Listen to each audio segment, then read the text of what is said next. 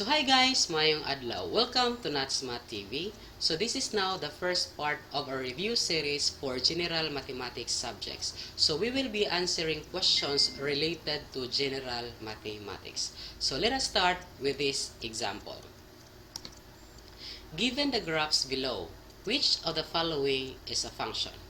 Letter A, we have this graph. This blue line here is our graph.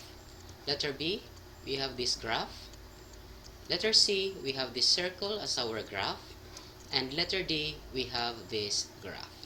In this question, we are given the graph and we are going to identify which of these graphs is a function.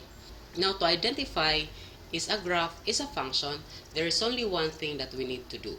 We use a vertical line test, meaning we draw a vertical line along the graph and check if that vertical line will only cross the graph once. So meaning, kinahanglan ka usara gyud mo cross ang vertical line along the graph. So kung mo cross siya more than once, so therefore that graph is not a function. So we will try with letter A. So again, this is our graph, this blue line here. If we are going to draw a vertical line along this graph, so it is very clear that the line or the vertical line will cross at this point here, 1, 2, and 3. So the line will cross this graph thrice, katulo. So therefore, this is not a function. So the condition is the vertical line will only cross the graph once. So since katulo man siya ni cross ani, so therefore this is not a function. Now let's proceed to letter B. So this is our graph, and if we are going to draw a vertical line along this graph bisan asa nga part, the vertical line will only cross the graph once. So therefore, since that is our condition, kinahanglan mo cross siya sa graph kausa. So this is a function. So letter B is a function. Now for letter C, this is our circle. So if we are going to draw a vertical line along this graph, so the vertical line will cross this graph twice, kaduha. So meaning this is not a function. The same also with letter D. So if we are going to draw a vertical line along this graph, the line will cross the graph twice. So therefore, our correct answer is letter B. So letter B is a function.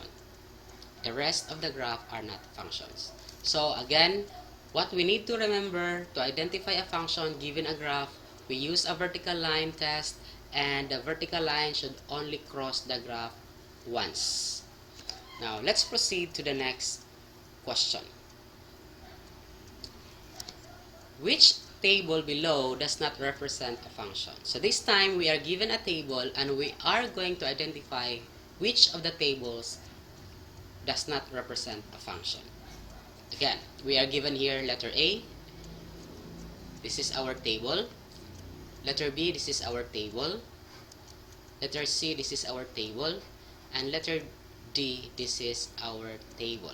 Now, let us check which of these four tables does not represent a function. So to identify a function given a table, we need to remember that we only need to check on the first coordinates of the table or of the first values in the table. For example, we have letter A. We have here the x values and the y values here. So if given this table, we have to check the first values of the table. So we have 1, 2, 3, and 4, and 5. To identify if that is a function is kinahanglan walay magbalik-balik na number. So we have here 1, 2, 3, 4, and 5. So that means walay nagbalik. So therefore, letter A is a function. And we are looking for the table which does not represent a function. So letter A is a function. Letter B. We have here T and D. These are our first coordinates. 0, 1, 2, 3, 4, and 5. Again, the same also, walay nagbalik. So therefore, this is a function. That is irregardless of the second coordinates. Bahala nagbalik-balik sa second coordinates as long as walay nagbalik-balik sa first coordinate. The same also with letter C. So we have here 0, 1, 2, and 3. Walay nagbalik, so therefore this is a function. But for letter D, as you have observed, we have here the input and the output. If you are going to check the input, we have here the numbers 4. So since nagbalik man ang 4, so therefore this table does not represent a function. So this is our correct answer. Since we are to determine the table which does not represent a function. So letter D is not a function and the rest of the tables are functions. Okay, next. Which of the following set of ordered pairs is a function? This time, we are given set of ordered pairs and we are going to identify which is a function. So this is just similar to the table. Simply going to check on the first coordinate of the ordered pairs. So letter A, again, we are to identify which is a function. The rest are not functions. So letter A, we have negative 2 and 2, 3 and 0, 9 and negative 1, negative 12 and negative 5. Letter B, we have 5 and 1, 5 and negative 10, 5 and 8. Letter C, 10 and 0.05, 4 and negative 1, negative 6 and 10, 4 and 8. And letter D, negative 1 and 1, negative 2 and negative 2, negative 1 and negative 2, negative 2 and 1. So the question is, which is a function? Which of these set of ordered pairs is a function? So similar to the tables, given the table, we have to check the first coordinate. So kinahanglan walay magbalik-balik sa first coordinate. So arita sa letter D, we have negative 1 and negative 1 here. Negative 2 and negative 2. So nagbalik-balik ang negative 1 o negative 2. So therefore, letter D is not a function. So this is not a function. So this is not a correct answer. For letter C, we have 4 and 4 sa X here. 4 and 4. So again, tan-awon ra ang first value sa coordinate. Ayaw tan-awa ang second value. So regardless of the second value, bahala na nagbalik-balik sa second value. Basta first value, walay balik-balik. So 4 and 4. So therefore, nagbalik ang 4 and 4. So therefore, letter C is not a function. For letter B, klaro kaayo 5, 5, and 5. So nagbalik-balik ang 5. So therefore, this is not a function. For letter A, we have negative 2, 3, 9, and negative 12.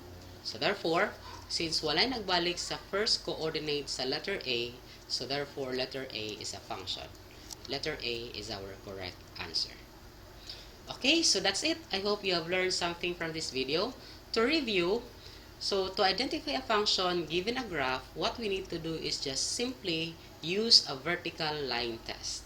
Check if the vertical line will only cross the graph once. So we have to check if the vertical line will cross the graph once, that is a function. More than once, it is not a function.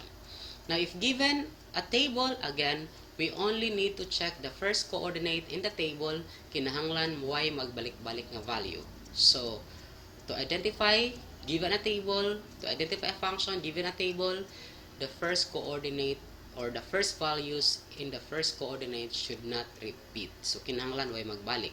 And to identify a function given an ordered pair, kinahanglan walay magbalik-balik sa first coordinates. Okay? So please do not forget to subscribe, like, and share to your friends. So thank you and God bless.